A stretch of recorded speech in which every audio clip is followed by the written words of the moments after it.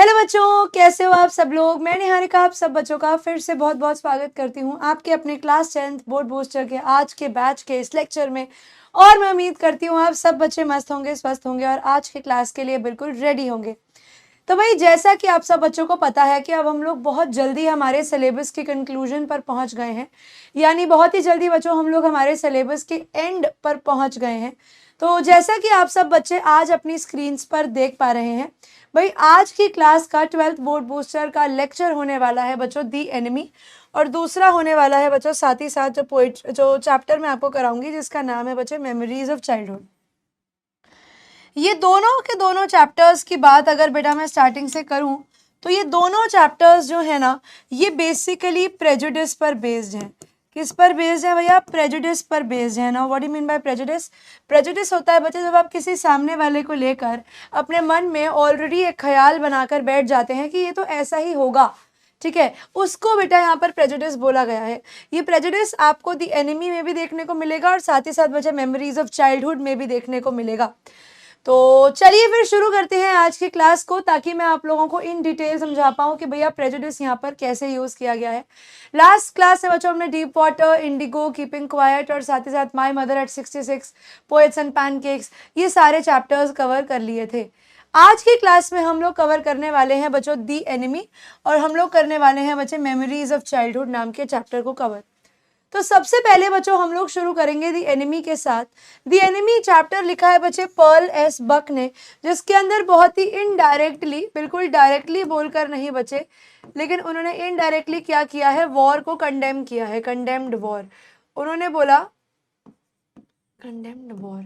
उनका कहना बच्चे ये था कि ये जो वॉर चलती है या कभी कहीं पर भी वॉर होती है, उसके जो सबसे बड़े डायरेक्ट अफेक्टेड लोग होते हैं ना, वो सिटीजन्स होते हैं एक देश के, एक नॉर्मल देश के लोग होते हैं बेटा, जो उस चीज़ को सबसे ज़्यादा सफ़र करते हैं।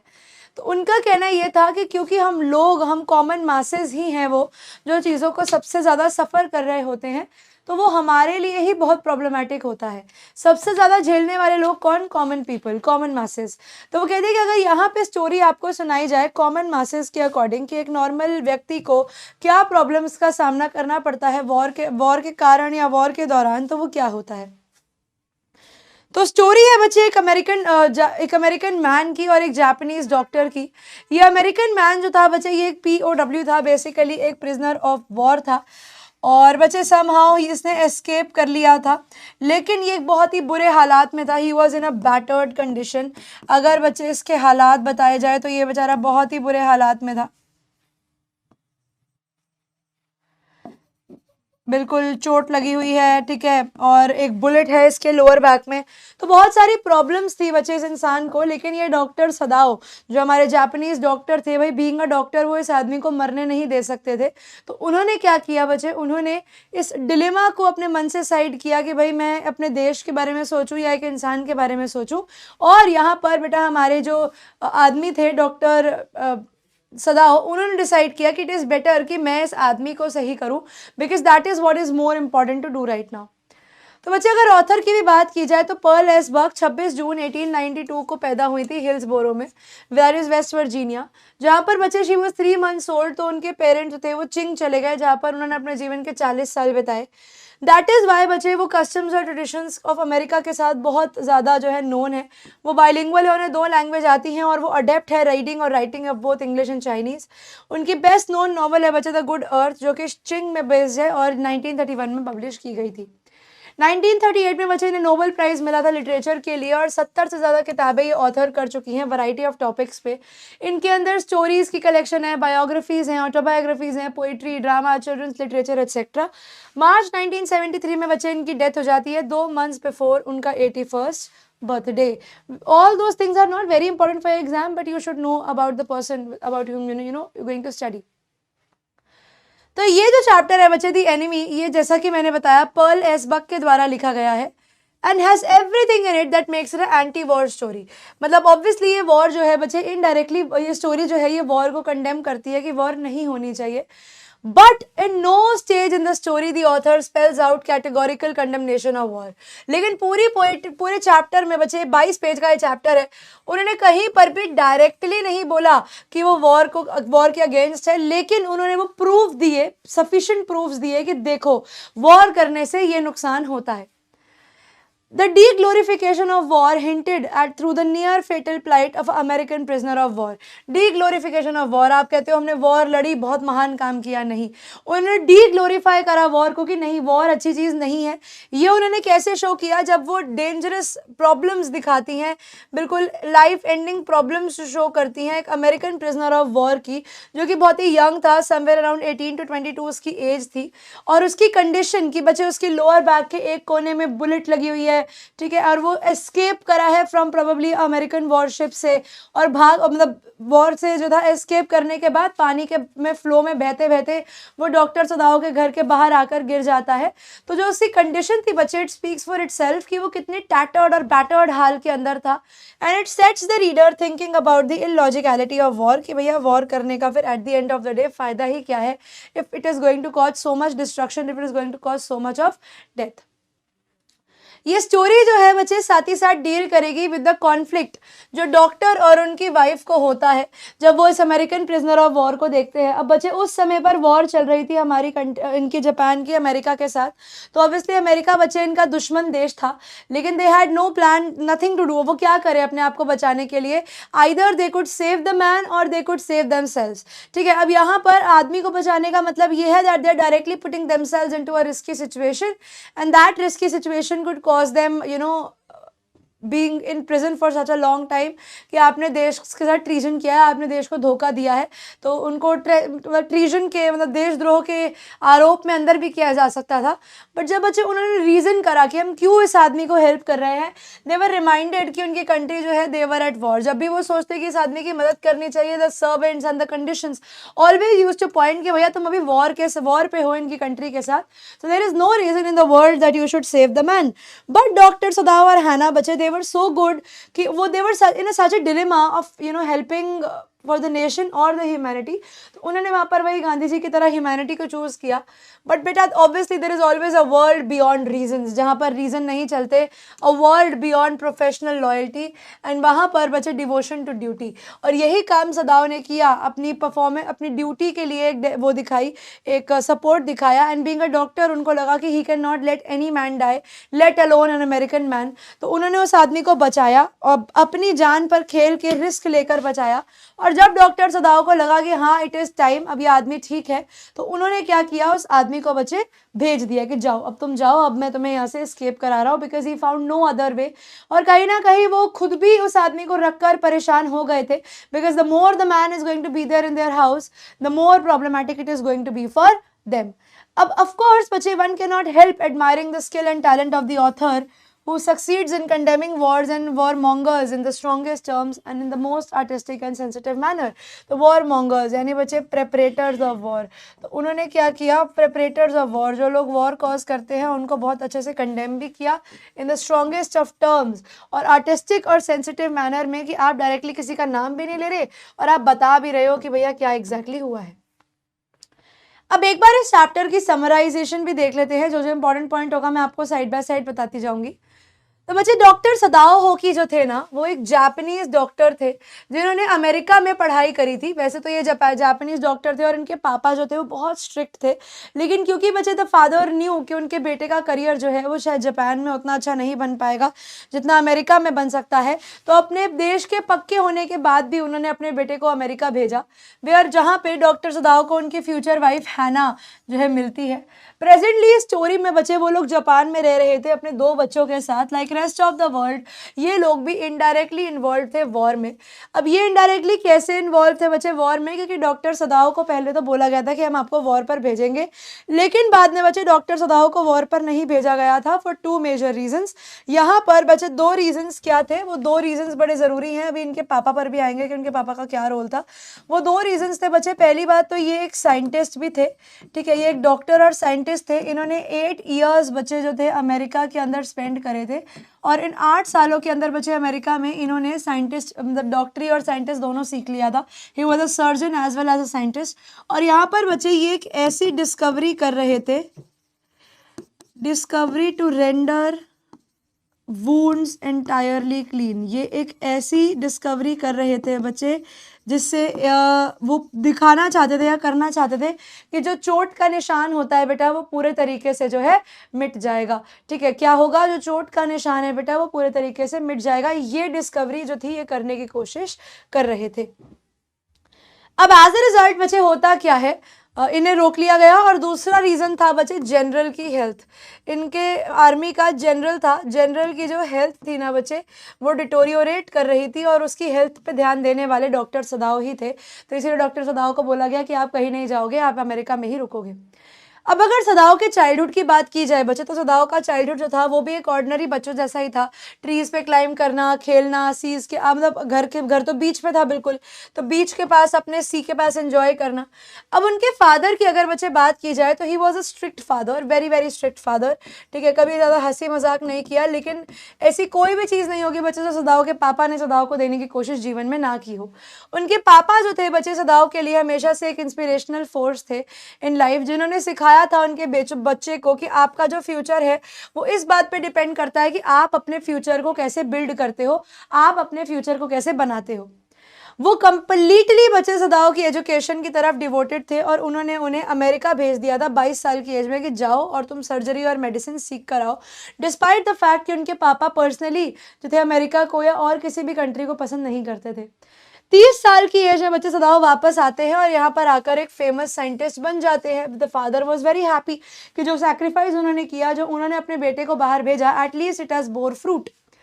अब सदाव की जो सर्जिकल स्किल्स थी ना बच्चे वो इंडिस्पेंसिबल थी जापान के लिए, क्योंकि वो छोड़ ही नहीं सकते थे इस चीज़ को, क्योंकि वो बच्चे एक ऐसी डिस्कवरी को परफेक्ट कर रहे थे जो वुंड्स को बिल्कुल साफ कर देगी, तो चोट के निशान को साफ कर देगी, बिल्कुल हटा देगी वहाँ से। अब बच्चे वॉर के टाइम पर तो ये डिस्कवरी बहुत मेजर है, क्योंकि अब आप देखो कि जब बहुत जितने सोल्जर्स होंगे उन्हें बहुत गहरे गहरे चोटें लगने वाली हैं, ऑब्वियसली लगेंगी भी, सही, देवर एट अ वॉर। तो ऐसे दौरान पे बच्चे क्या होगा, जो डॉक्टर सदाव की डिस्कवरी है वो उन लोगों को रिकवर करने में हेल्प कर सकती है। एज ए रिजल्ट बच्चे जब जापान वॉर पे था तो सदाव को नहीं भेजा गया था विद द ट्रूप्स, बिकॉज दूसरा रीज़न बच्चे जापानीज जनरल जो थे उन्हें कंडीशन थी जिसकी वजह से उन्हें कभी भी मेडिकल एड की ज़रूरत पड़ सकती थी, सर्जरी की ज़रूरत पड़ सकती थी, और वो किसी को ट्रस्ट नहीं करते थे एक्सेप्ट सदाव। तो बेसिकली देखा जाए तो बच्चे सदाव को वो अपने मतलब सदाव उनको जनरल को अपने हाथों में खिला सकते थे। एक सेकेंड देना।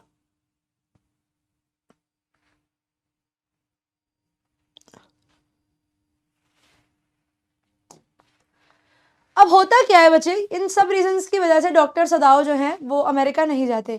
और यहाँ पर एक बात और याद रखेंगे, सॉरी, वॉर पे नहीं जाते। इधर बच्चे एक बहुत इंपॉर्टेंट पॉइंट और ये भी है कि डॉक्टर सदाव जो थे ना, उन्होंने बच्चे अपनी वाइफ से शादी करने का वेट किया था। ठीक है, ही वेटेड टू मैरी हैना। उन्होंने क्या किया था बच्चे, ही वेटेड टू मैरी हैना। उन्होंने शादी करने से पहले थोड़ा इंतज़ार किया था। और क्यों इंतज़ार किया था बच्चे? उन्होंने इंतज़ार किया था फॉर हिज फादर, क्योंकि उनको ये था कि उनके पापा, पहली बात तो वो ये कंफर्म करना चाहते थे कि जिस लड़की से वो प्यार में पड़ रहे हैं वो जापानीज़ है या नहीं। फिर जब ये कंफर्म हो गया कि वो जापानीज़ है तो उन्होंने वेट किया कि वो पापा को बताएंगे या नहीं। तो फिर पूरी पढ़ाई ख़त्म करने के बाद, पापा की परमिशन लेने के बाद डॉक्टर सदाव ने और उनकी वाइफ हैना होकी ने शादी करी थी। तो पापा बड़े इंपॉर्टेंट रोल प्ले करते थे स्टोरी में यहाँ तक। फिर थोड़े टाइम बाद इनके पापा की डेथ हो गई और सदाव और हैना जो थे वो रहने लगे साथ में, ऑब्वियसली पहले भी रहते थे। अब होता क्या है बच्चे, डॉक्टर सदाव अपना काम वाम करके एक दिन घर आते हैं और देखते हैं कि घर के बाहर बहुत ज़्यादा फॉग है। सदाव जो है बच्चे वो अपना काम करने के बाद आए थे और अब वो घर के बाहर खड़े होकर मिस्ट जो फॉग है उसे आता हुआ देख रहे थे, डेंस होता हुआ देख रहे थे। घर पहुंचने पर बच्चे उनकी जो वाइफ थी हैना वो दरवाज़ा खोलती है और उन्हें घर में बड़ा वेलकमली एंटर कराती है। और इस पॉइंट ऑफ टाइम पे सदाव रिकॉल कर रहे थे कि कैसे उनके एक अमेरिकन प्रोफेसर के घर, प्रोफेसर हार्ले के घर पे वो पहली बार ही हैना को मिले थे। और अपने पापा की फीलिंग्स का ध्यान रखते हुए उन्होंने वेट किया था कि भैया पहले वो जो है मान जाएं कि मेरे जो वाइफ है वो मेरी ही है और कहानी में क्या ट्विस्ट है। ठीक है, एक सेकेंड देना। अरे यार, again there is a page missing. एक सेकेंड देना बच्चों, there is a page missing and I want to add it, wait.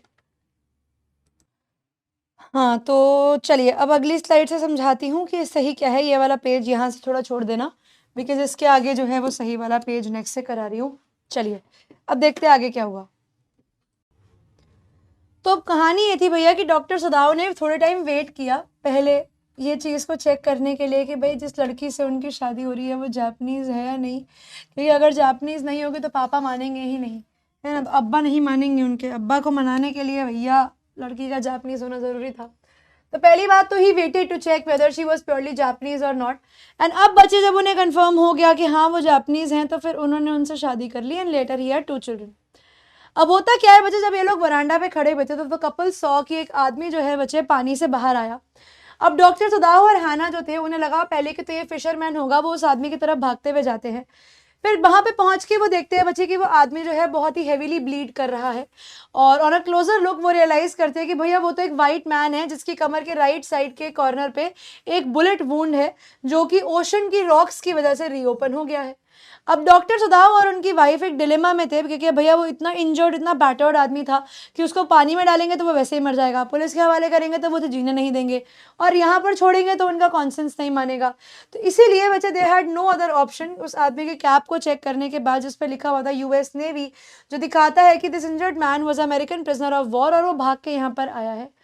तो क्योंकि बच्चे देवर पैट्रियोटिक टू कोर, बट उनकी ड्यूटी जो थी बच्चे, and they duly considered Americans to be their enemy, but as a duty of a human being उनकी एक humane side भी थी जिसके थ्रू बच्चे वो उस आदमी को पानी में वापस नहीं डाल पाए, and they was not able to put the man back into the wild rocky ocean, and they thought कि जो servants हैं उनको हम समझा लेंगे कि चलो obviously वो लोग अप्रूव तो नहीं करने वाले कि एक एनिमी उनके घर में है, लेकिन nothing can be done, वो उन्हें समझा लेंगे कि ये आदमी से तब तक यहाँ पर जब तक हम इसे पुलिस के हवाले नहीं कर सकते।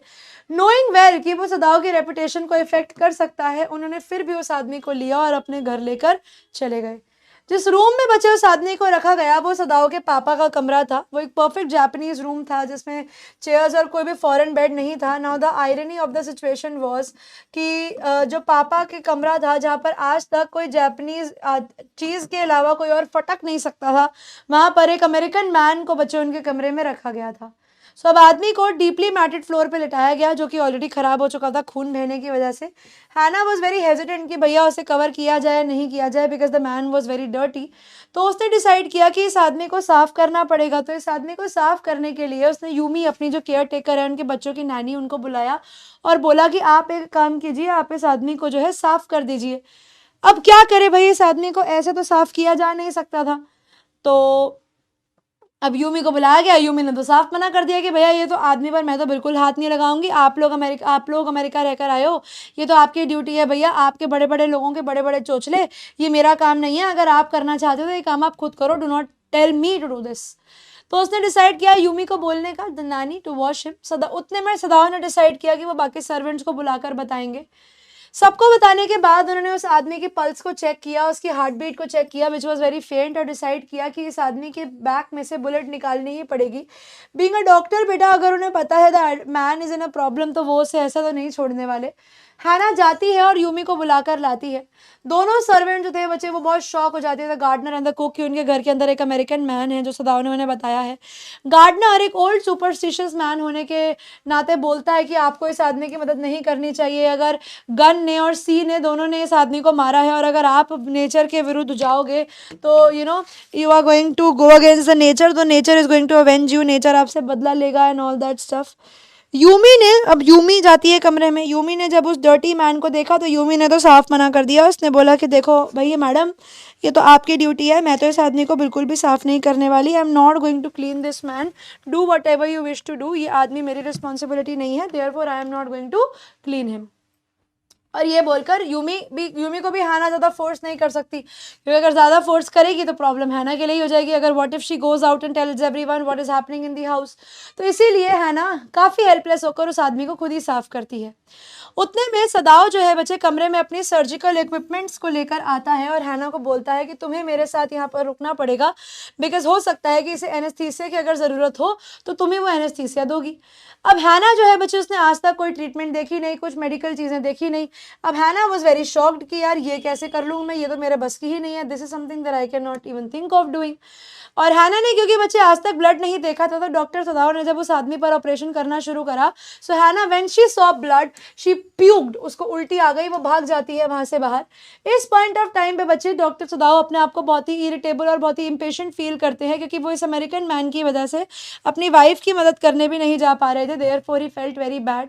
जैसे ही बच्चे वो वापस आती है and followed her husband's direction who told her to saturate the cotton, तो वो जैसे ही बड़ा ऐसा मन बना कर आती कि कोई नहीं मैं इसकी मदद करूंगी, और वो आती है और उसने अपने हस्बैंड की डायरेक्शन को माना, और उसके हस्बैंड ने बोला कि तुम एक काम करो, ये कॉटन जो है इसे एनेस्थीसिया में भिगोकर बस इसकी नाक के पास रख देना, और जब भी पेशेंट जो है वो स्टर करे। इस पॉइंट पे हमारी जो लेडी थी वो यही सोच रही थी, जब उस आदमी के पास नाक के पास वो एनेस्थीसिया रखकर बैठी थी, कि प्रिजनर ऑफ वॉर्स का कितना बुरा हाल होता है, कि उन लोगों ने न्यूज़पेपर में पढ़ा है कि जापानीज आर्मी जहाँ पर भी जाती है it is welcomed. At the same time वो याद कर रही थी जापानीज जनरल के बारे में, वही जापानीज जनरल जिनकी ट्रीटमेंट के लिए डॉक्टर सदाव को अमेरिका रोका गया था, कि वो एक वाइफ बीटर थे। तो एक ऐसा आदमी जो अपनी बीवी को नहीं बख्शता, वो एक अमेरिकन मैन को कैसे बख्शेगा। उस दौरान डॉक्टर सदाव जो ट्रीटमेंट कर रहे थे बच्चे, उन्हें वो बुलेट मिल जाती है उसकी किडनी के पास, और वो उस बुलेट को रिमूव करके उसे दवाई देकर सुला देते हैं। और हैना ने जब उसे बोला कि बताया कि बाकी सर्वेंट्स ने रिफ्यूज़ कर दिया कि वो एक अमेरिकन मैन को हेल्प नहीं करेंगे, तो आने वाले कुछ दिनों तक बच्चे हैना ने अपने हाथ से उस एनिमी को फीड किया। Few days later, the man woke up. He was very weak and terrified, and he was scared कि कहीं उसे पुलिस के हवाले तो नहीं कर दिया जाएगा। उसने साफ साफ पूछा कि कहीं आप मुझे पुलिस के हवाले तो नहीं करने वाले हो। सदाव ने आंसर किया कि देखो, पहली बात तो वो बिल्कुल सही चीज़ होगी करने के लिए, बट इस समय तो उन्हें खुद ही नहीं पता कि वो लोग क्या करेंगे। और मीनवाइल वो उसे कहते कि तुम मुझे अपना नाम मत बताना, because I don't want to know anything about you which is not worthy to listen. अब सदाव क्या करते हैं बच्चे, अब as a doctor he had no other choice,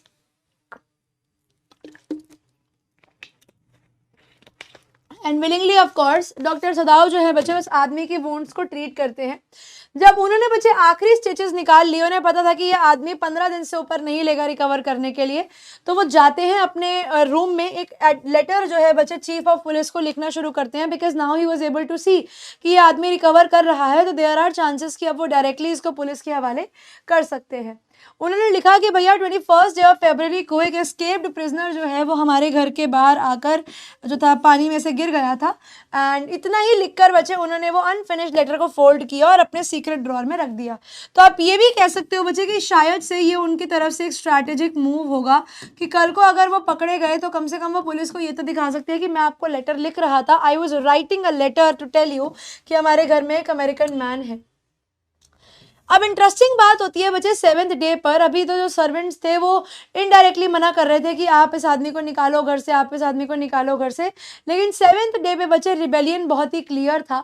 7वें दिन पे सबसे पहली चीज़ जो होती है बच्चे वो ये है कि सर्वेंट्स डिसाइड करते हैं कि वो घर छोड़कर जा रहे हैं, कि जब तक ये आदमी हमारे घर में रहेगा, अमेरिकन मैन रहेगा, हम इस घर में नहीं रहेंगे। बट सदाव को लगा कि कोई नहीं, I am going to keep the American man, let the soldiers go, कोई फर्क नहीं पड़ता, ठीक है। उन्होंने अपने पेशेंट को दूर नहीं भेजा, क्योंकि बीइंग अ डॉक्टर बच्चे he was trained to save life and that is what he is doing. However जो सर्वेंट्स हैं बच्चे वो अपनी बिलोंगिंग्स लेकर वहां से चले गए, और हैना को सारा काम खुद करना पड़ा। दोपहर को बच्चे क्या होता है, हैना ने नोटिस किया सेम दिन पे एक मैसेंजर जो है वो आता है। हैना वाज वेरी स्केयर्ड कि कहीं हमारे जो वो हैं सर्वेंट्स हैं, कहीं जाकर उन्होंने पुलिस को कंप्लेंट ना कर दी हो। तो अब यहाँ पे बच्चे ये हमारे आते हैं, कौन आते हैं, मैसेंजर आते हैं। हैना बहुत डर जाती है कि सर्वेंट जो है उन्होंने डिस्क्लोज कर दिया है, सब कुछ बता दिया है अमेरिकन प्रिजनर ऑफ वॉर के बारे में, और यहाँ पर वो उनके हस्बैंड को अरेस्ट करने आए हैं। लेकिन बच्चे ऐसा नहीं था, वो मैसेंजर वहाँ पर एक्चुअली सदाव को लेने आया था, क्योंकि जनरल जो था he was again in pen, और जनरल को ट्रीटमेंट की ज़रूरत थी। लेकिन यहाँ पर बच्चे होता क्या है, डॉक्टर सदाव को अपने इतने डिस्ट्रेस में देखकर सदाव ने पक्का कर लिया था मन में कि उसे इस अमेरिकन मैन से छुटकारा एज सून एज पॉसिबल पाना पड़ेगा। तो अपनी मीटिंग के दौरान बच्चे उसने जनरल को सब कुछ बताया कि अमेरिकन मैन का हाल क्या है, और सदाव जो था क्योंकि बच्चे वो जनरल के लिए बहुत ही इंडिस्पेंसिबल था, तो डॉक्टर को पता है कि आदमी अरेस्ट किया जा सकता है, तो उन्होंने उसकी मदद करी। ये बेटा डिटेल में मैं तुम्हें इससे अगली स्लाइड में जो है एक्सप्लेन करने वाली हूँ। ये पैराग्राफ वापस से वहाँ पर है क्योंकि ये पेजेस मिसिंग थे, तो इसलिए मैंने ये पैराग्राफ भी ऐड कर लिया। अब अगली स्लाइड से ही बच्चे मैं आपको इसको डिटेल में समझाती हूँ कि कहानी क्या है। अब होता क्या है भाई, अब डॉक्टर सदाव ने जब अपनी वाइफ को देखा कि भाई वो तो बहुत बुरे हालात में है, और she was very angry and not very angry but she was very anxious and distressed कि भाई अमेरिकन मैन हमारे घर में है, और जस्ट अभी इतना क्लोज एनकाउंटर हुआ है भाई। वो आदमी आए थे घर में बात करने के लिए और कह रहे थे कि आप अपने हस्बैंड को भेज दो, हमें तो जनरल को दिखाना है। But what if they would have actually come to arrest doctor Sadao. तो ये चीज़ का जो पैनिक मोड था, सदाव के चेहरे, हैना के रंग उड़े हुए थे जब चेहरे के बचे, ये चीज़ सदाव ने देखी, उससे चीज़ बर्दाश्त नहीं हुई एंड डिसाइडेड कि कुछ तो ऐसा करना पड़ेगा to solve the situation, to ease the situation. तो वो क्या करते हैं बच्चे, वो जनरल को मिलने जाते हैं क्योंकि जनरल ने उन्हें बुलाया था। तो जनरल के मीटिंग के दौरान जो हमारे डॉक्टर सदाव हैं वो सारी बातें बता देते हैं उस प्रिजनर ऑफ वॉर के बारे में कि देखिए ऐसा ऐसा ये आदमी हमारे घर आया था, हमें यहाँ पर ऐसा ऐसा मिला और ये सब हुआ। द मेन रीज़न, अब आप सोच रहे होंगे कि मैडम जनरल तो इतनी हायर पोजीशन पे है, तो इतने हायर पोजीशन को ये क्यों बताना कि आप अपने देश में कुछ गलत कर रहे हो, इनफैक्ट उन्हीं के देश में कुछ गलत कर रहे हो। That man is a patriotic man, वो अपने देश के खिलाफ ये सब कैसे झेलेगा। तो बेटा वो आदमी ये सब झेलेगा because that man was more selfish than patriot. The reason was कि डॉक्टर्स जो हमारे जनरल थे उन्हें अपनी जान ज़्यादा प्यारी थी कंपैरेटिवली देश से। तो ऑब्वियसली बच्चे उन्होंने यही ट्राई किया, उन्हें पता है कि सदाव जो है वो इंडिस्पेंसिबल है। और बेटा अगर गलती से भी डॉक्टर का अरेस्ट हो गया तो डॉक्टर जो हमारे जनरल है उनकी तबीयत का ध्यान कौन रखेगा, उनका ऑपरेशन कौन करेगा, because he did not trust anybody else except सदाव for treating him. Because उनको ये लगता था कि बाकी जितने भी डॉक्टर्स है, जर्मन डॉक्टर्स है, ये सब बहुत रूथलेस है और ये मार सकते हैं इंसान को मारने के बाद ही बोलेंगे भैया ऑपरेशन सक्सेसफुल हो गया।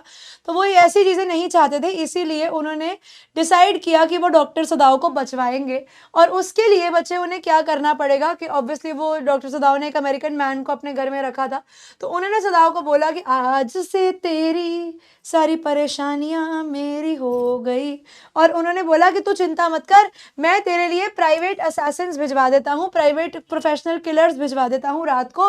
वो लोग इतने स्किल्ड है कि वो आएंगे रात को प्रिजनर को मारेंगे और उसकी बॉडी को भी डिस्पोज कर देंगे, बिकॉज उन्हें बच्चे इनवर्ड ब्लीडिंग का जो है टैक्टिक आता है। तो वो लोग क्या करेंगे, इनवर्ड ब्लीडिंग से ही उसको जो है मार देंगे और उसको मार के खेल खत्म, पैसा हजम, तू बच जाएगा। अब सदाव को लगा कि हाँ चलो ठीक है, क्योंकि अब वो अपने वाइफ का जो एक्सप्रेशन और जो कंडीशन देखकर आया था बेटा, उसके बाद डॉक्टर सदाव की बिल्कुल भी हिम्मत नहीं थी कि वो उस आदमी को और ज़्यादा समय तक अपने घर में रखे। तो सदाव को भी लगा कि हाँ ये बिल्कुल बेस्ट बात है और हैना को डराने का कोई फ़ायदा नहीं है, इस प्लान के बारे में बताने का कोई फ़ायदा नहीं है। तो इसीलिए डॉक्टर सदाव ने हमारे जनरल को हाँ किया कि आप असैसिन्स को भिजवाओ और काम ख़त्म करवाओ। तो घर जाता है, अब उस आदमी को चेक करता है, टॉम को जिसका नाम था, और वो थैंक यू बोलता है सदाव को कि थैंक यू आपने मेरी जान बचाई। And it was as if कि सदाव की कॉन्शियस उन्हें प्रिक कर रही है, बिकॉज अभी तो वो उसकी डेथ का प्लान बनवा कर आए हैं और यहाँ पर ही वो उन्हें थैंक यू बोल रहा है कि आपने मेरा जीवन बचा लिया। तो वो यही कहते हैं उसे कि इतना जल्दी भी मुझे थैंक यू मत बोलो, और जो है वो अपने कमरे में चले जाते हैं। Now for the next 3 nights, Dr. Sadao thought कि the assassins have come, assassins ने मार दिया है, the assassins have come, assassins ने मार दिया है। अगली 3 रातों तक बच्चे वो इसी चीज़ का इंतज़ार करते हैं कि assassins आएंगे। पहली रात तो उन्हें लगता है कि आए लेकिन नहीं आए। सेकेंड रात कमरे में से बड़ी तेज़ कुछ गिरने की आवाज़ें आती हैं, तो इनफैक्ट हैना भी बोलती जाकर देख कर आओ, लेकिन डॉक्टर सदाओ को इस चीज़ का डर था कि शायद से assassins आए होंगे, तो वो किसी को भी नहीं जाने देता और हैना भी वहाँ पर नहीं जाती। 3 रातों तक इस तरीके से बच्चे वो एक्सपेक्ट करता रहता है कि असैसिन्स आएंगे, एक्सपेक्ट करता है कि असैसिन्स आएंगे, एक्सपेक्ट करता है कि असैसिन्स आएंगे, लेकिन असैसिन्स जो हैं बच्चे नहीं आते। अब डॉक्टर सदाव को लगा कि क्योंकि ये आदमी रिकवर कर गया है तो भैया इस आदमी को अपने घर में रखना जी का जंजाल है। इसीलिए बच्चे उन्होंने डिसाइड किया कि I can not take it any more, और उन्होंने टॉम को भगाने का, टॉम का एस्केप प्लान खुद ही जो था बच्चे प्लान कर लिया। उन्होंने टॉम को बोला कि देखो अथॉरिटीज़ को पता है कि तुम यहाँ पर हो, और अगर तुम ज़्यादा समय यहाँ पर रहे तो वो हमारे लिए और तुम्हारे लिए दोनों के लिए रिस्की है। तो वो कहते हैं काम करते हैं, मैं तुम्हें यहाँ से एस्केप करने में हेल्प करता हूँ। वो कहते हैं मैं काम करता हूँ, मैं तुम्हें एक बोट देता हूँ मेरी, ठीक है, जिसको तुम रात को रो करके एक इनहैबिटेड आइलैंड में चले जाना, जो वैसे तो सबमर्ज हो जाता है, लेकिन अभी मौसम ठीक है तो डूबेगा नहीं पानी में। वो एक अनप्रोटेक्टेड आइलैंड है, वहाँ पर तुम चले जाओ। और वो कहते हैं वहाँ पे किसी से भी हेल्प नहीं लेनी except one Korean fishing boat. तो जब वो कोरियन फिशिंग बोट आएगी सिर्फ उसमें चढ़ के जाना। और वो उसे साथ ही साथ जो है बच्चे, बोट अपनी जब रात आती है उसे तो फिर बोट देते हैं और उसमें खाना रखते हैं, पानी रखते हैं, 2 क्विल्ट्स लगते हैं और साथ ही साथ वो उसे सिग्नल्स करना सिखाते हैं, टू सिग्नल एट बिल्कुल सनसेट। वो कहते हैं कि जिस समय सनसेट हो रहा हो ना, मुझे बस उस समय जो है सिग्नल करना, कोई भी फायर मत जलाना, नो फायर। और उसे कवर कर देते हैं बच्चे, covered him in black kimono. उन्हें ब्लैक कपड़ों के अंदर, ब्लैक किमोनो में जो है बच्चे उन्हें कवर कर देते हैं इस पर्पज से कि उसके जो गोल्डन बाल हैं वो दूर से कहीं पहचाने ना जाए। और उन्हें साफ बोला कि तुम रॉ फिश खा लो, कोई फर्क नहीं पड़ता, लेकिन गलती से भी जो है मुझे फ्लैशलाइट मत देना, वरना तुम्हारे लिए भी प्रॉब्लम हो जाएगी। और ये बात बच्चों उन्होंने हैना को नहीं बताई कि वो उस आदमी को एस्केप करा रहे हैं। फाइनली टॉम के वाइटल्स चेक करे, उसे अपनी खुद की फ्लैशलाइट दी और उसे बोला कि सिर्फ 2 फ्लैशेस करना उस समय पर जब सूरज बिल्कुल फलक से नीचे उतर रहा हो, बस उस टाइम पर। अगर तुम्हारा खाना खत्म हो जाता है तो, और अगर तुम सेफली निकल जाते हो तो only take a Korean boat and do not tell me कि क्या हुआ है। साथ ही साथ बच्चे उन्होंने वार्न किया कि तुम आग मत यूज़ करना, क्योंकि आग अगर जलाओगे तो दूर से दिख जाएगा, 1-2 किलोमीटर से दूर से ही आग जलती हुई दिख जाएगी। इतने खाली आइलैंड में कहीं आग नहीं जलती है। उन्हें जापानीज कपड़े बनाए, काला कपड़ा बांधा सर के ऊपर ताकि उनके बाल ना दिखे। और अमेरिकन मैन ने अपना हाथ उनसे बड़ा वार्मली मिलाया और बोला कि आई सी कि आप फिर से मेरी जान बचा रहे हैं, और थैंक यू बोल के वो वहाँ से निकल जाता है। सदाओ उसके बाद जनरल के पास जाते हैं कि जनरल से मिलने गए, क्योंकि उसे जानना तो था ही कि भैया असैसिन्स आए थे या नहीं आए थे। अब जनरल का भी ऑपरेशन हो चुका था और general was now also in a better condition. तो उसने जाकर बताया कि सर अब ना वो अमेरिकन प्रिजनर ऑफ वॉर जो था उसको मैंने एस्केप करा दिया है, उसको मैंने भगा दिया है सर, अब वो जा चुका है। तो जनरल ने बोला कि मैं तो बड़ा, अबू जहल ने कहता ओ हाँ तुम्हें तो मैंने असैसिन्स भिजवाने को बोला था ना। लेकिन यहाँ पर बच्चे फिर वो इस बात को एडमिट करते हैं, वो कहते हैं कि हाँ मैं मानता हूँ इस बात को कि मैं अनवेल था और मैंने तुम्हारे बारे में सोचा ही नहीं। He says I had become selfish. और वो कहते हैं मैं अपने बारे में मैं अपने अलावा किसी और के बारे में नहीं सोच पा रहा था। तो कहते हैं मैं भूल ही गया कि मुझे तुम्हारे लिए असैसिन्स भिजवाने थे। और वो साथ ही साथ सदाओ को ये तक समझाते कि तुम ये समझना सदाओ, अगर मैं असैसिन्स भिजवा भी देता और कल को अगर किसी को पता लग जाता कि जनरल ने असैसिन्स भिजवाए हैं, वो आदमी ने असैसिन्स भिजवाए हैं जो सामने वाले को मारने का कोई भी बहाना नहीं छोड़ता, वो एक अपने डॉक्टर को बचाने के लिए अमेरिकन मैन को बचा रहा है, तो वो मेरे लिए भी कितनी प्रॉब्लमेटिक बात होती। तो डॉक्टर सदाओ रियलाइज कि यार ये आदमी तो बिल्कुल ही मेरे इशारों पर नाच सकता है कि जनरल जैसा इतनी फॉर्मिडेबल पोजीशन का आदमी सदाओ जैसे एक डॉक्टर को एक्सप्लेनेशन दे रहा है कि उसने असैसिन्स क्यों नहीं भेजे, जबकि वो नहीं चाहता तो नहीं देता एक्सप्लेनेशन, कोई फर्क नहीं पड़ता था उससे। तो दोनों ने डिसाइड किया कि इसे एक सीक्रेट ही रखा जाएगा for the sake of the doctor as well as for the power of the general as well. उस रात बच्चे सदाओ जो है वापस जाते हैं चेक करने के लिए कि वो अमेरिकन मैन जो है उन्हें सिग्नल करता है या नहीं। बट लकीली बच्चे the American man had been saved, he had taken the Korean boat. Meanwhile अब सर्वेंट्स जो बच्चे घर छोड़कर चले गए थे, जिन्होंने कहा था कि जब तक घर में अमेरिकन मैन रहेगा हम नहीं आएंगे, अब वो सर्वेंट्स ही वापस आ गए थे बच्चे और लाइफ वापस से नॉर्मल हो गई थी।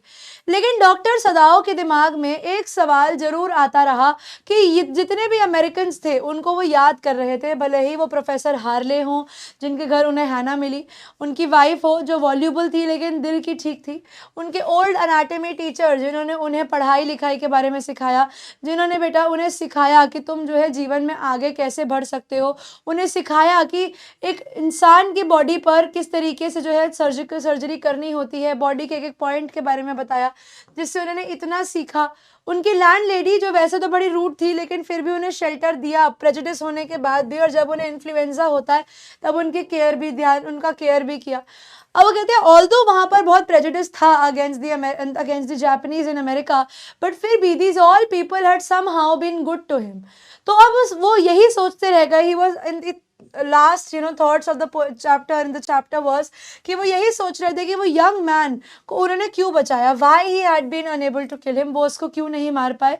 तो हम कह सकते हैं बच्चे कि कई लोगों में ना एक वो एसेंशियल गुडनेस होती है, कई लोग ना दिल के अच्छे होते हैं और वो चाहकर भी किसी का जो है बुरा नहीं कर सकते। Right.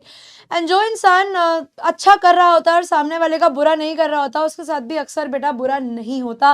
That is why we can say कि डॉक्टर सदाओ ने इतना कुछ जो अच्छा देखा था, despite being Japanese, despite being discriminated against being them, but कहीं ना कहीं बच्चे यही देखा, अरे मत बजो भाई अभी आप, हाँ, बट यही देखा गया है कि कहानी यहाँ पर ये थी कि डॉक्टर सदाओ, इसको साइलेंट ही कर देते हैं, कि डॉक्टर सदाओ जो थे बच्चे, उनके साथ सबसे मेजर कहानी यही थी हमारी स्टोरी में जो देखी गई है। वो यही है कि डॉक्टर सदाओ ने इस जापानीज अमेरिकन मैन की हेल्प करी because it was a way of giving back. ये क्या था? It was a way of giving back. ये उनका बच्चे एक तरीका था चीज़ों को वापस नॉर्मलाइज करने का, कि जब उनके साथ अच्छा हुआ है बच्चे, कहीं ना कहीं भले ही बुरे लोग थे लेकिन they all had played an important role in his life, तो how can he let a man die. तो वही है इंसान की एसेंशियल गुडनेस होती है। कई लोगों की गुडनेस वो इतने अच्छे होते हैं कि वो किसी का बुरा कर ही नहीं सकते, and doctor Sadao had been one of them.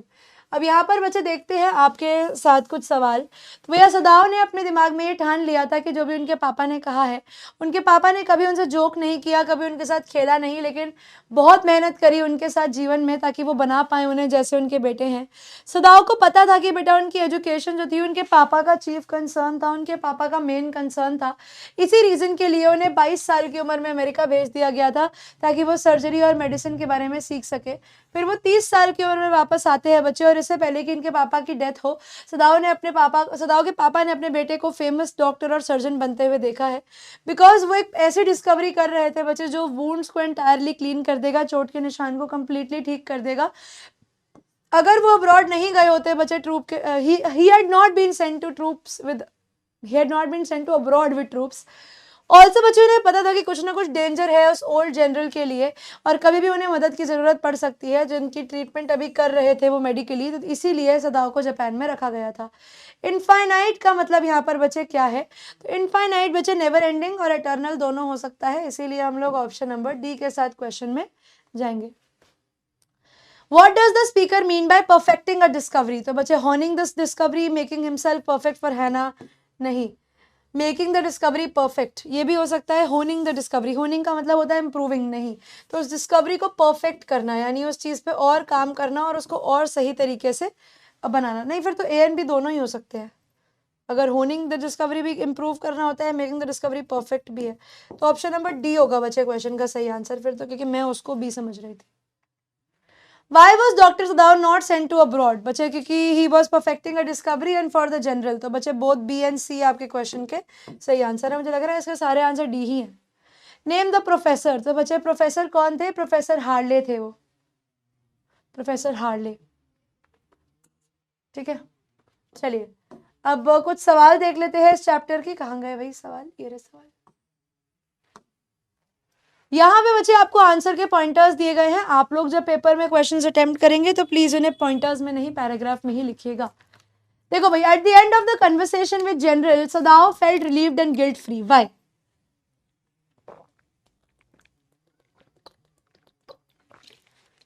आखिरी कन्वर्सेशन, माफी चाहते हैं, जो डॉक्टर सदाओ की और जनरल की हुई थी बच्चे, उससे डॉक्टर सदाओ को यह समझ में आया कि जनरल की वेलबींग के लिए he is indispensable. Basically is a kind of a person who can not be left. उसके सर्वाइवल के लिए जनरल के सदाओ की बहुत ज़रूरत थी।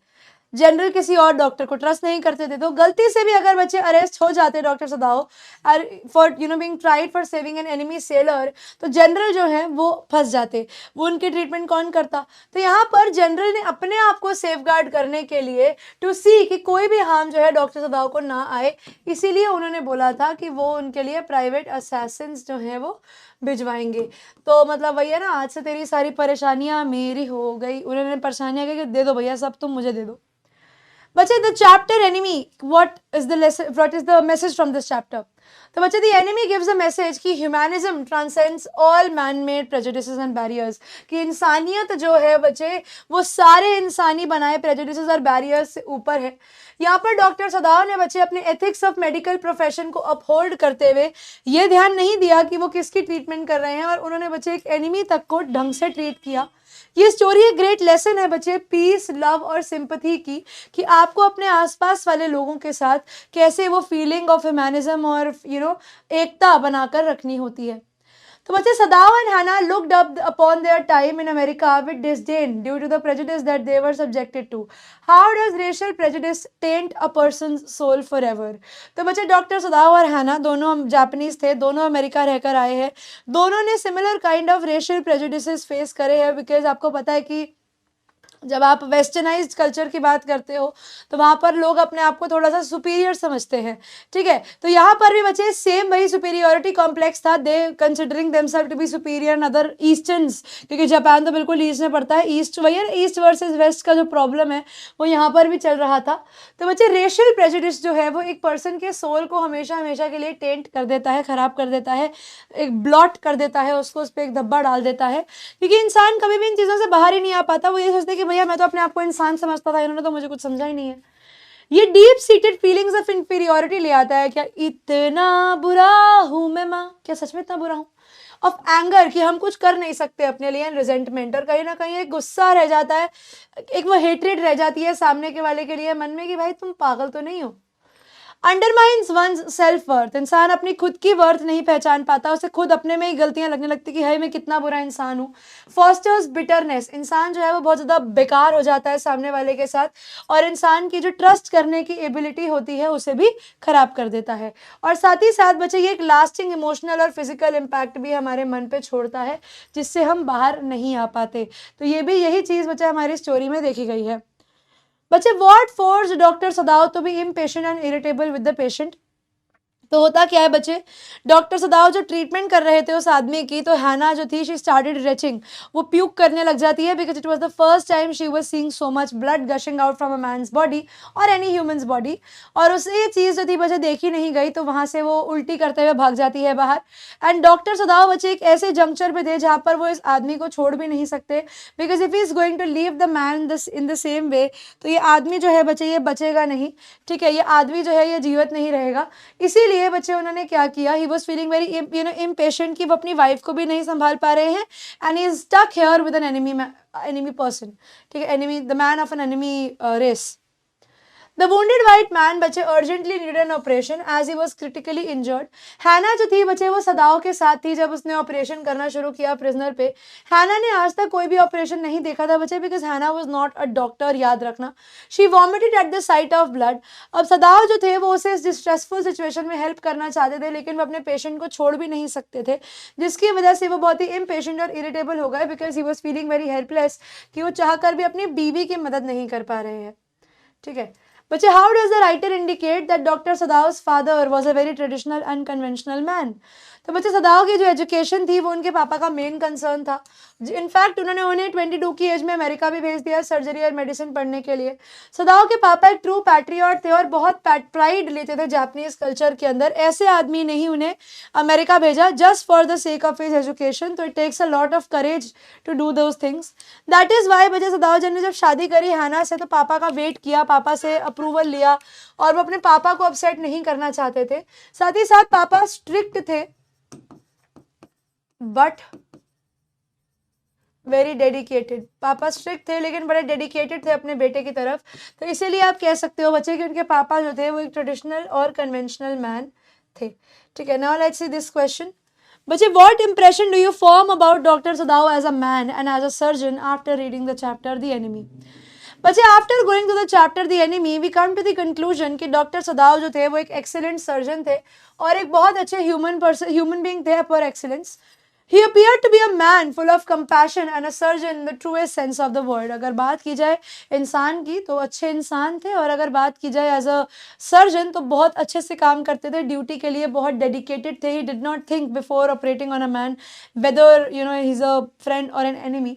ऑल्दो बच्चे उनका बिटर एक्सपीरियंस रहा था खुद का अमेरिकन के साथ, जहाँ पर उनके साथ बुरा व्यवहार किया गया था as a student in America, उन्होंने ये बिटरनेस अपने बिहेवियर में नहीं आने दी, और as a doctor and a fine human being बच्चे उन्होंने उस अमेरिकन मैन की हेल्प करी डिस्पाइट जो भी बुरा उनके साथ वहाँ पर हुआ था।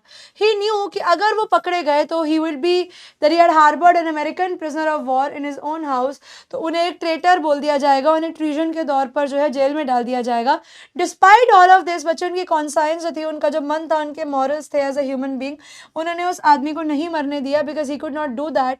एंड उन्होंने वो रिस्क लिया कि हाँ ट्रेटर बोला जाऊंगा तो बोला जाऊंगा, लेकिन इंसानियत बड़ी है। इट वॉज नॉट दैट कि बच्चे वो एक ट्रेटर थे, उन्होंने जनरल को इन्फॉर्म कर दिया था पूरे इंसिडेंट के बारे में, साथ ही साथ उन्होंने एक लेटर भी लिख दिया था, लिखना शुरू कर दिया था, जो कि ये बताता है कि ये काम वो इंटेंशनली नहीं कर पा रहे थे, but it was the call of humanity that he was answering या रेफरिंग टू, और वो रेडी थे बेटा किसी भी चीज़ के कॉन्सिक्वेंसेस फेस करने के लिए। तो in that sense we can say that doctor Sadao was a great man and a very very good surgeon in the truest sense. ठीक है, आई होप यहाँ तक बच्चों आप लोगों को ये चैप्टर क्लियर होगा। अब शुरू करते हैं बच्चों हम लोग हमारी आज की क्लास का सेकेंड टॉपिक, जिसका नाम है मेमोरीज ऑफ चाइल्डहुड, और ये चैप्टर लिखा है बच्चे जिट कालासा और बामा ने। अब जब आते हैं बच्चों हम लोग इस टॉपिक के ऊपर, इस चैप्टर में भी आप बात करेंगे नॉट वॉर बट प्रेजुडिस की, और जब हम यहाँ पर बच्चे इस चैप्टर में प्रेजुडिस की बात करते हैं ना, तो इस पर्टिकुलर चैप्टर में प्रेजुडिस जो है, पहली बात तो बच्चे वो आप कह सकते हो कि जो आपकी मार्जिनल क्या कहते हैं उसे, मार्जिनल कम्युनिटीज़ होती हैं, ठीक है, छोटी कम्युनिटीज़ होती हैं, माइनॉरिटीज़ होती हैं। माइनॉरिटीज़ में बच्चे एक तो आप कह सकते हो कि आपकी रिलीजन वाली माइनॉरिटी, एक आप कह सकते हो बच्चे आपकी कास्ट वाली माइनॉरिटी, आप कह सकते हो बच्चे रेशियल माइनॉरिटी, एक होती है बच्चे जेंडर माइनॉरिटी। इस पर्टिकुलर चैप्टर में बच्चे हम लोग कास्ट, रेशियल और जेंडर बेस्ड माइनॉरिटी देखने वाले हैं। ठीक है, ये तीन टॉपिक्स जो है बच्चे, ये तीन टाइप की माइनॉरिटीज़ को हम इस पर्टिकुलर चैप्टर में जो है कवर करेंगे। सबसे पहली जो माइनॉरिटी बच्चे हम इस चैप्टर में कवर करेंगे वो होने वाली है अमेरिका की कहानी। ये है बच्चे the cutting of my long hair, जिसमें आपकी राइटर का नाम है बच्चों जर्ट्रूड GERTRUDE साइमंस बॉनिन। अब इस चैप्टर में बच्चे होता क्या है, ये लड़की है Gertrude Simmons Bonnin, she was a native American. अब बेटा आपको पता होगा कि अमेरिका जो है वो आज से बहुत साल 1700 तक भी अगर मैं कहूँ तो वो अनडिस्कवर्ड लैंड था, और आपके जो कोलंबस हैं उन्होंने अमेरिका को डिस्कवर किया। अब कोलंबस जो थे उन्होंने जब वो निकले थे तो ये बोलकर निकले थे कि मैं दूसरी जगह से भी जाऊँगा तो मैं भारत ही पहुँच जाऊँगा, लेकिन बच्चे वो पहुँचे थे कहाँ, वो पहुँचे थे अमेरिका, और उन्हें लगा कि अरे वो इंडिया पहुँच गए, तो उन्होंने नाम दिया इंडियंस। लेकिन बच्चे these people are not Indians, they are American Indians. Now American Indians are also called native American. ठीक है, इन्हें बोला जाता है बच्चे अमेरिकन इंडियंस, यानी इस जगह के रहने वाले ओरिजिनल लोग जो यहीं पे हमेशा से ही रहते थे। अब होता क्या है बच्चे, ये तो आपको पता ही है कि यूरोप जो है, अगर स्पेसिफिकली अगर बात की जाए यूरोपियन कंट्रीज़ की, तो ये सारी की सारी जो थी कॉलोनियल कंट्रीज़ थी। ये वो कंट्रीज़ थी जो पूरे दुनिया के ऊपर अपना कब्जा जो थी बनाना चाह रही थी, एंड एज ए रिजल्ट यहाँ पर भी यही हो रहा था बेटा कि यहाँ पे नेटिव अमेरिका में जो था इनके कल्चर को क्लीन करने की कोशिश की जा रही थी, और जो ज़बरदस्ती यूरोपियन कल्चर जो है बच्चे, वेस्टर्न कल्चर जो है इन लोगों पर थोपा जा रहा था। तो ये स्टोरी है बच्चे जर्ट्रूड साइमंस बॉनिन की, जिनको हमारी स्टोरी में आप लोग जिट कालासा के नाम से जानोगे, जो कि इनका पेन नेम है। ये भी एक नेटिव अमेरिकन थी बच्चे, और ये इस कल्चर से बहुत परेशान थी। इस चैप्टर के अंदर बच्चे वो बताती है कि कार्लिजल इंडियन स्कूल जो कि इनका स्कूल हुआ करता था, लेकिन अब किस तरीके से वो यूरोपियंस के अंडर आ गया था, और यूरोपियंस किस तरीके से एथनिक तरीके से लोगों को साफ करने में लगे हुए थे, ठीक करने में लगे हुए थे, उन्हें चेंज करने में लगे हुए थे, और कैसे ये नेटिव अमेरिकन जो थे बच्चे, they were suffering at the hands of the Europeans. And secondly बच्चे शी वॉज अ गर्ल, तो एक तो वैसे ही शी वॉज अ गर्ल, तो the minority as she was from, एक तो हो गया भैया नेटिव अमेरिकन है, कुछ बनना नहीं है उनका, और सेकेंडली बच्चे शी वॉज अ गर्ल। तो बच्चे यहाँ पर जो नरेटिव है ये साइमंस का है, नरेटर जर्ट्रूड साइमंस बॉनिन का, जिसमें बच्चे वो बताती हैं कि साइमन जो कि एक अमेरिकन इंडियन लेडी थी, किस तरीके से बच्चे सोसाइटल प्रेजुडिस का वो शिकार बनी, जो अमेरिकन इंडियंस की तरफ उस समय यूरोपियंस के थ्रू किया जाता था, क्योंकि उनका मानना ये था कि जैसे इंडियंस हमारे लिए भी बोला गया था कि भैया हमारी किताबें बेकार है, हमारी लिटरेचर बेकार है, हमारी एजुकेशन बेकार है, वेस्टर्न एजुकेशन दो यहाँ के बच्चों को। सिमिलरली ये सेम चीज़ें बच्चे वहाँ पर भी होती थी। तो अब हुआ क्या,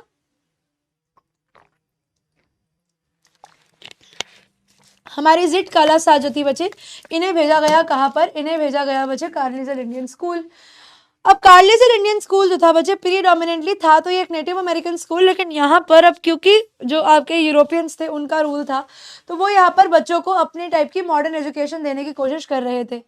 तो होता क्या है बच्चे, जिट कालासा बताती है, the first day in the land of apples was a bitter cold one and a very uncomfortable and awful day.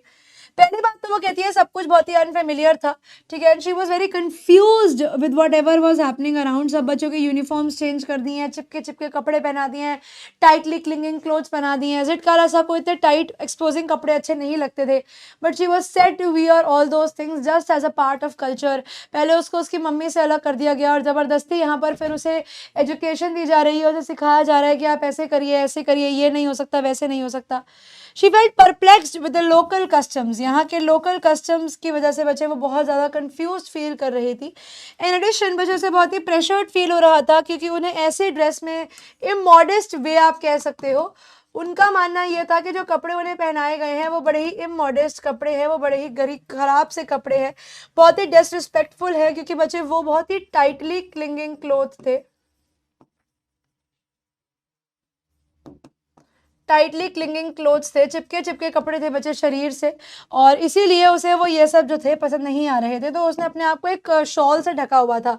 But बच्चे अनफॉर्चुनेटली जब वो लोग हॉल में जाने लगे तो वो शॉल जो थी बच्चे उससे खींच ली गई, जिसकी वजह से वो ये तक कहती हैं कि मुझे बहुत एक्सपोज्ड फील होने लगा, कि मतलब मुझसे तो ऐसा लगा जैसे किसी ने मेरे कपड़े ही छीन लिए हों। तो यहाँ पर अब वो बताती हैं बच्चे कि अब जब वो लोग एक बड़े से हॉल में एंटर करते हैं, और यहाँ पे हॉल में बच्चे it was their breakfast time. अब इधर बच्चे जब ये लोग हॉल में एंटर करते हैं तो ब्रेकफास्ट टेबल जो थी वो लगी हुई थी, एक तरफ से गर्ल्स एंटर कर रही थी और एक तरफ से बॉयज़ एंटर कर रहे थे। तो यहाँ पर बच्चे ज़िटकाला सा कुछ बच्चे देख पाती हैं अपने जैसे, और उन्हें समझ में नहीं आता कि यहाँ पर हो क्या रहा है। एक और बात बच्चे याद रखना, ज़िटकाला सा जो थी उन्हें बहुत ही वियर्ड फील हो रहा था जब उन्होंने अपने आसपास के बच्चों को देखा, क्योंकि she was able to realise कि सिर्फ हमारी ज़िटकाला सा ही है बेटा जिन्हें वो कपड़े पहनना बहुत अजीब लग रहा था, जिन्हें वो कपड़े इमॉडेस्ट लग रहे थे। There were other girls as well, उन्होंने भी वैसे कपड़े पहने हुए थे, but they were not looking very disturbed और वेरी कंफ्यूज और very exposed with the dresses. वो लोग बहुत नॉर्मल थे, but Zitkala Sa was not able to feel okay with what kind of clothes she was wearing. अब होता क्या है बच्चे, now it was time for them to have some food. अब होता क्या है, एज ए रिजल्ट वो यहाँ पर क्योंकि इतनी परेशान थी तो वो बहुत सारे एरर्स करती है। होता क्या है बच्चे, सबसे पहले एक बेल बजती है और हर बच्चे को था कि आप अपने लिए एक चेयर जो है टेबल के आगे से खींचोगे and you are going to stand and wait for the second bell. Zitkala Sa को पता नहीं था, तो जैसे ही पहली बेल बजी ज़िटकाला सा ने बच्चे चेयर को खींचा और चेयर बजा के बैठ गई। और फिर ज़िटकाला सा ने अपने आसपास देखा कि अरे यार सब बच्चे तो खड़े हुए हैं, उसे बहुत ज़्यादा जो है बच्चे एम्बैरेस्ड फील हुआ और वो जो है बच्चे सीट से खड़ी होने लगी। तो जैसे ही बच्चे ज़िटकाला सा खड़ी होने लगी उतने में सेकंड बेल बज गई, और इस बेल पे सब बच्चों ने बैठना था। तो ज़िटकाला सा आधी खड़ी हुई आधी बैठी हुई और अपने आसपास देख रही, जितने में सेकंड बेल हो गई। And when she realise that everybody has already taken their seats, तो ज़िटकाला सा भी वापस बैठ जाती है। अब ज़िटकाला सा जो है बच्चे बिल्कुल भी मूव नहीं करती जब सेकंड बेल होती है, लेकिन क्योंकि बच्चे she was feeling very embarrassed कि भैया ये मेरे साथ क्या हो गया है, अब उसने कुछ भी नहीं किया। बच्चे जब तीसरी बेल, अभी तीसरी बेल बजने से पहले क्या होता है, हॉल में ना बच्चे आवाज़ आती है, कोई आवाज़ आ रही है, कोई अंकल कुछ गा रहे हैं। अब ज़िटकाला सा बड़ी क्यूरियस, उसने इधर देखा उधर देखा, इधर देखा उधर देखा कि भैया आवाज़ कहाँ से आ रही है। एंड शी नोटिस बच्चे वहाँ पर एक पेल फेस विमेन थी, ठीक है, प्रोबेबली उनकी हेड मिस्ट्रेस होगी वो, एक पेल फेस विमेन थी बच्चे। She was staring at her, she was staring Zitkala Sa. वो ज़िटकाला सा को जो है बच्चे घूर रही थी, क्योंकि ऑब्वियसली ज़िटकाला सा ने बहुत गलतियां करी हैं। अब इतना एम्बैरेस हो गई बच्चे ज़िटकाला सा, और इतना डर गई, इतना ओवरवेल्म हो गई पूरे दिन की चीज़ों के साथ, कि जब तीसरी बेल बजी और सब लोगों ने खाना शुरू कर दिया बच्चे, उस समय पर ज़िटकाला सा जो है वो इस चीज़ से डर गई कि कहीं मैं कोई और गलती ना कर दूँ। And she felt so embarrassed कि वो बच्चे रोने लग जाती है as a result of her errors and embarrassment.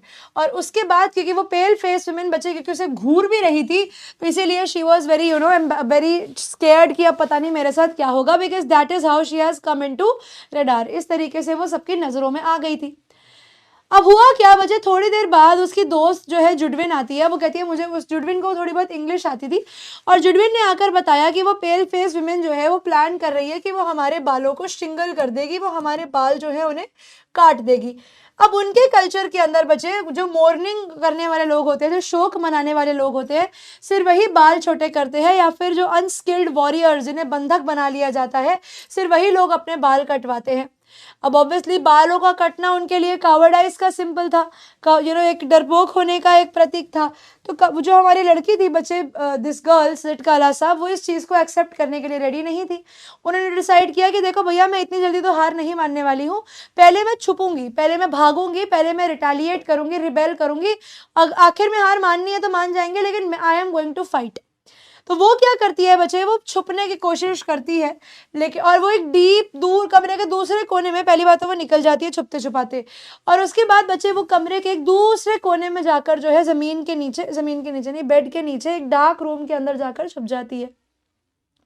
Eventually सब लोग उसको ढूंढना शुरू करते हैं कि कहाँ गई, लेकिन बच्चे सिटकाला सा किसी को भी नहीं मिलती। She was not found by anyone, किसी के भी हाथ जो है वो नहीं आती। थोड़ी ही देर में बेटा क्या होता है, ग्रुप ऑफ गर्ल्स इंक्लूडिंग जुडविन कमरे में आते हैं। एक एक करके वो लोग कमरे की तलाशी लेना शुरू करते हैं। किसी इंसान ने बच्चे कमरे के कर्टन्स को हटाया, कमरे में रोशनी आई, तो हो सकता है कि उसकी परछाई बन गई हो ज़मीन पर। तो लोग बेड के नीचे देखा, दे फाउंड दिस गर्ल सिटकाला सा, उसको खींच के बेटा बाहर लेकर आए, और ताकि अब वो जो है बाल कटवाए, क्योंकि ऑब्वियसली बाल काटने से वो लोग उनकी स्पिरिट्स तोड़ने की कोशिश कर रहे थे। बट वॉज हॉल्ड एंड बच्चे रिस्ट्रेन्ड, और फिर बच्चे उसे टाइड टू अ चेयर, उसको जाकर जो है बच्चे एक चेयर से बांध दिया गया था, उसको जो है मारने के लिए, उसके मारने के लिए नहीं, बाल काटने के लिए, ताकि उसके लॉन्ग बाल चॉप किए जा सके बेटा। बिकॉज सिटकाला साहब वाज फाइटिंग लाइक मैनिएक्स, वो लड़ रही थी, झगड़ रही थी, धक्के मार रही थी, तो इसीलिए उसको बांध दिया ताकि वो उसको रिस्ट्रेन कर सके। और जब बच्चे उसे फील होता है कि उसके लंबे बालों पर कैंची खचक करके चल चुकी है, तो बच्चे her soul was crushed as a result of the deed, कि उसके बाल कट चुके हैं। एडिशनली बच्चे ये ब्रुटैलिटी जो है वो उसे अप्रिशिएट करने को जो है मजबूर करती कि घर कितना अच्छा था, और बच्चे वो रोने लग जाती है अपनी मम्मी को याद करते हुए, और वो लास्ट में यही कहती है कि we are like cattles in a herd. और वो कहते हैं बस हम कुछ नहीं है, हम बस एक हर्ड की कैटल जैसे हैं, हम एक एनिमल जैसे हैं, जैसे आप बस जो है भेड़ बकरियों जैसे शेफर्ड जो है अपनी मर्जी से उठा पटा के पटक देते हैं, तो इसी से हमें ऑब्जेक्टिफाई कर दिया गया है। और यहाँ पर इनके बाल काट के बच्चे, इन्हें क्या दिखाने की कोशिश करी गई थी, इनके बाल काट के इनको दिखाने की कोशिश करी गई थी कि आप जो हो बहुत डरपोक हो, आप जो हो वो कावर्ड हो, और आप किसी के आगे कुछ कर नहीं सकते हो।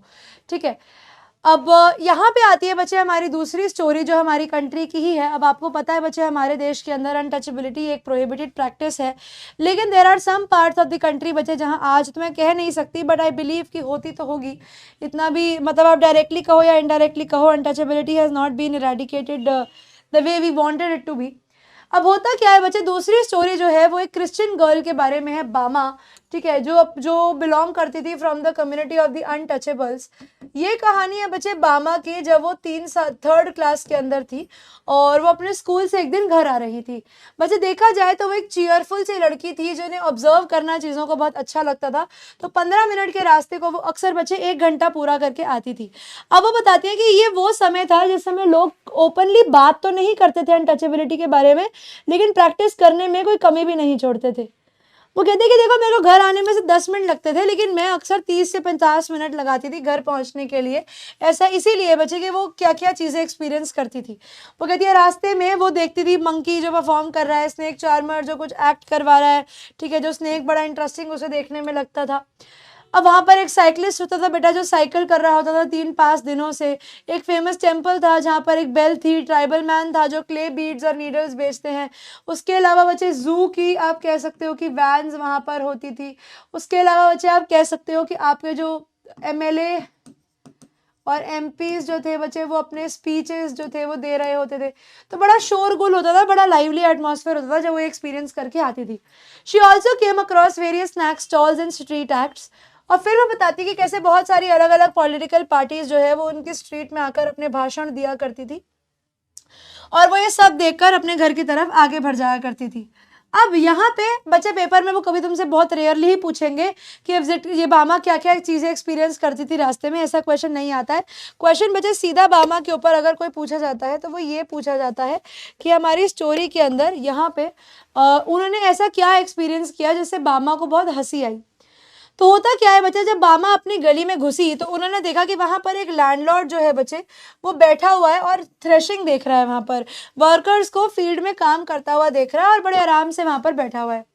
साथ ही में उसने नोटिस किया बच्चे कि उनके ही गांव का एक ओल्ड मैन जो है उनकी कम्युनिटी का, वो एक स्नैक पैक अपने हाथ में सामने से लेकर आ रहा है और वो पैकेट को बड़े स्ट्रेंज मैनर में पकड़ा हुआ है, बिल्कुल उसकी स्ट्रिंग से, मतलब मान लो कि ये मेरा पेपर है, सॉरी ये मेरी थैली है, तो उसको बिल्कुल ही ऐसे स्ट्रिंग से पकड़ा हुआ है, आगे से बिल्कुल ऐसे, बिल्कुल उसको आगे से जो है बिल्कुल पकड़ा हुआ है, और आकर ऐसे सर झुकाकर उन्होंने लैंडलॉर्ड को वो पकड़ा दिया। तो बामा को बड़ी हंसी आई कि बताओ, ऐसे इतने बड़े अंकल, इतने समझदार अंकल इस तरीके से पैकेट को लेकर जा रहे हैं, बताओ बड़े गिर गए तो अंकल क्या करेंगे।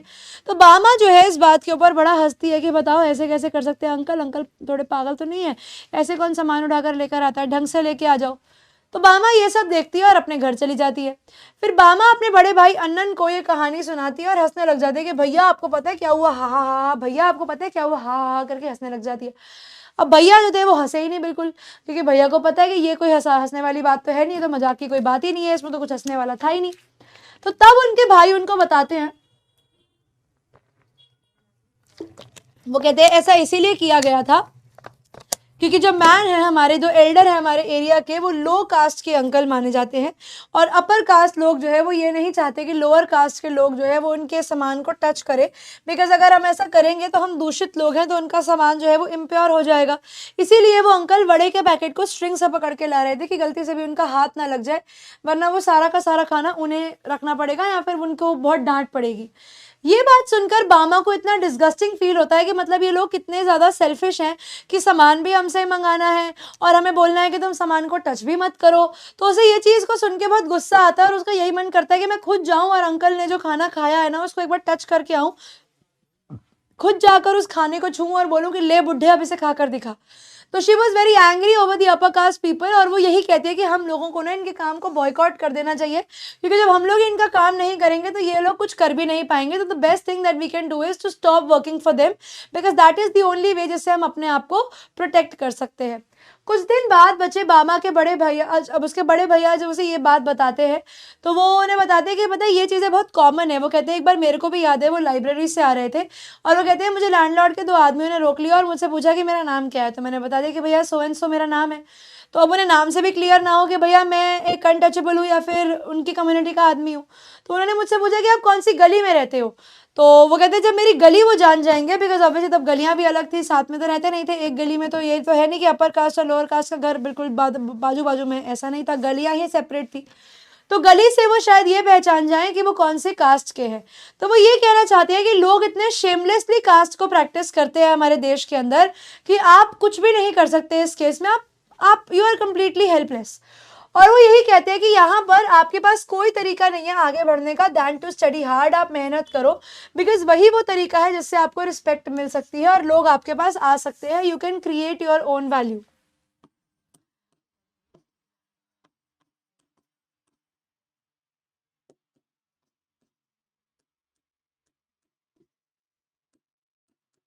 तो कहते हैं आपको अपनी वैल्यू खुद बनानी पड़ेगी। और वो जैसे उसके भाई बोलते हैं ये बात बामा पर इतना इफेक्ट करती है कि वो उनके सजेशन पर काम करती है और थर्ड क्लास में बच्चे अपनी क्लास की टॉपर बनती है, जिसकी वजह से not only she earns respect of the students and the teachers but she also got many friends. क्योंकि उनके भाई ने यही कहा था कि लोग तुम्हारे पास अपने फायदे के लिए आएंगे, तो अपने आप को इतना इंपॉर्टेंट कर दो, अपने आप को डॉक्टर सदाओ जैसे इतना इंडिस्पेंसिबल कर दो कि लोग खुद आपके पास आए और आपसे जो है आके मदद लें। ठीक है, अब इसके बच्चे मैं सीधा क्वेश्चन करा रही हूँ। I felt like sinking to the floor. बच्चा says it काला सा. Why had she felt so? तो बच्चे ये पहला दिन था उनका कार्लडेजल इंडियन स्कूल में और उन्हें ऐसा लग रहा था बाकी स्टूडेंट्स के साथ जब उन्हें डाइनिंग रूम में लेकर जाया जा रहा था एक लाइन में, तो वो नॉइजलेसली वॉक कर रही थी बच्चे अपने मोकाजिन्स में, अपने सॉफ्ट शूज़ में। बट बच्चे उसको लग रहा था कि वो बहुत ही इमॉडेस्टली ड्रेस है, तो उसने अपने एक ब्लैंकेट लपेटा हुआ था अपने ऊपर। बट जैसे ही बच्चे वो हॉल में एंटर करने लगी, किसी टीचर ने उसके ऊपर से वो ब्लैंकेट जो था वो छीन लिया, हटा दिया उसको। शी फेल्ट एक्सपोज, ठीक है, और इसीलिए बच्चे she felt like sinking to the floor, क्योंकि उसके लिए बच्चे it was beyond her imagination, beyond her culture, beyond her beliefs. तो ये चीज़ झटकाला साथ से एक्सेप्ट नहीं हुई। बच्चे हाउ डिड जिटकाला सा find eating by formula a hard trial. तो बच्चे देखो, पहली बात तो जिटकाला सा को पता नहीं था कि कितनी बेल्स टैप करी जाती हैं एंड कैसे उन्हें बिहेव करना है, जैसे because she was experiencing all those things for the first time. तो बच्चे जब पहली बेल बजती है तो उसने चेयर खींची और चेयर पर बैठ गई। मगर उसने देखा कि बाकी सब बच्चे अभी भी खड़े हुए हैं, तो जब वो उठने लगी उसने शाइली अपने आसपास देखा कि चेयर्स कैसे लोगों ने रखी हुई हैं। उतने में सेकंड बेल बज जाती है और सब बच्चे बैठ जाते हैं और झटका सा वाज वेरी कंफ्यूज कि मैं बैठूं या मैं उठूं, बट शी सैट डाउन। उतने में बच्चों से आवाज आती है कि कोई आदमी जो है वो किसी कॉर्नर पे ऑफ द हॉल बोल रहा है, और वो अपनी क्यूरियोसिटी के साथ देखती है कहाँ पर कोई है। एंड उतने में ही उसने देखा कि बेटा, because she was wandering all the her eyes were wandering here and there, तो जो पेल फेस वुमेन थी वो उसे घूर रही थी, because obviously that was the prayer that was going on. और उतने में बच्चे झिटकाला सा डर के अपना मुंह नीचे कर लेती है और तीसरी बेल होती है। सब बच्चे खाना शुरू कर देते हैं बच्चे, लेकिन वो बहुत ही ह्यूमिलिएटेड फील करती है और रोने लगती है। दैट इज वाई बच्चे उसके लिए eating by formula, first bell पे ये करो, सेकंड बेल पे ये करो, थर्ड बेल पे ये करो, उसके लिए बहुत ही डिफिकल्ट टास्क था। बच्चे what did Judewin tell Zitkala Sa, how did she react to it. तो बच्चे जुडविन जो थी वो एक फ्रेंड थी झिटकालासा की और उसे कुछ इंग्लिश आती थी। उसने पेल फेस वुमेन की बात सुन ली थी और वो यही बता रही थी कि वो इन बच्चों के बाल काटने वाली है। जुडविन ने ये भी बोला कि हम सबमिट कर देते हैं बिकॉज वो लोग स्ट्रॉन्ग है, हम कुछ नहीं कर पाएंगे उनके आगे। लेकिन झिटकालासा ने रिबेल किया, उसने बोला कि नहीं, मैं इतनी जल्दी सबमिट नहीं करूंगी, मैं पहले स्ट्रगल करूंगी, मैं पहले लड़ूंगी। अगर हार ही माननी है तो कम से कम थोड़ा एक आत्मसम्मान के साथ तो हार मानूं, इतना जल्दी क्यों मैं इन चीजों से हार मान जाऊं। बच्चे how did Zitkala Sa try to avoid the inevitable loss of her long hair. तो बच्चे वो पहली बात तो स्टेयर्स पे चढ़ के ऊपर चली जाती हैं। उन्हें पता नहीं था बच्चे वेयर शी वाज गोइंग, और वो एक ओपन डोर देखती हैं और वहां पे जाकर एक लार्ज रूम में एक बेड के नीचे छुप जाती हैं।